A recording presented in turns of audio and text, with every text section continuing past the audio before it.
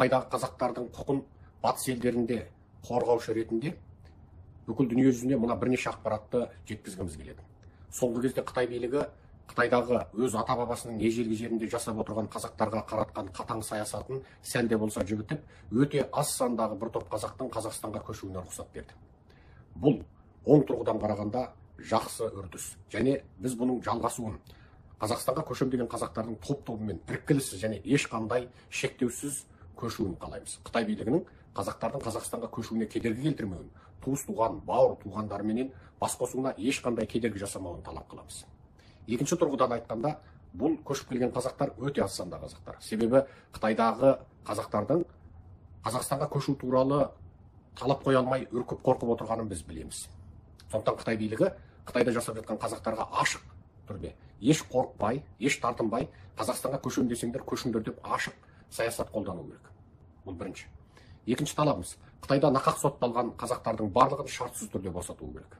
Әсіресе Чен Шуанго биліктегі кезде нақақ сотталған, аталмыш саяси тәлім-тәрбие орталықтарына қамалып, артынан сотталған қазақтардың барлығын еш шартсыз түрде босату керек. Үшіншісі, ешқандай қазақты аталмыш тәлім-тәрбие орталығына немесе саяси үйрету орталықтарына қамамау керек. Төртіншісі, ешқандай қазақты жұмыспен қамту деген желеуменен ішкі Қытайға немесе басқа да еңбек орындарына мәжбүрлеп жұмысқа жекпеу керек.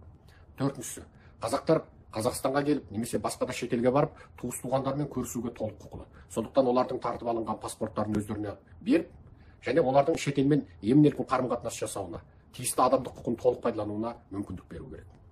Одан кейін қазақтардың Қытайда тұрып шетелдегі туыс туған дос жарандарыменен интернет арқылы хабарласуына мүмкіндік беру керек. Оларды қорқытып үркітіп, шетелдегі туыс туған дос жарандарыменен сөйлесуден қорқатын бейшара жағдайға түсірмеу керек. Яғни Қытайда өзінің ата-бабасының ежелгі жерінде жасап отырған қазақтардың адамдық құқын пайдалануына Қытай билігі толық кепілдік беру керек. Қазақтарға жасаған барлық қоқаң-лоққы, зорлық-зомбылық, барлық қудалау шартсыз тоқтатылу керек. Біз сонда ғана Қытай билігімен күресімізді тоқтатамыз. Біз Қытайдағы барлық қазақтың құқын қорғаушымыз. Егер Қытай билігі қазақтарға дұрыс, оң саясат қолданса, біз де бұл күресімізді тоқтатамыз. Біз ежелден айтып келеміз. Егер Қытай билігі Қытайдағы қазақтарды қудалауын бүгін тоқтатса, біз күресімізді ертең тоқтатуға уәде береміз. Қытай билігінің қазақтарға жылы және жұмсақ, әділ және тең, заң бойынша дұрыс мәміледе болғанын қалаймыз. Біз Қытайдың территориялық тұтастығына құрмет етеміз.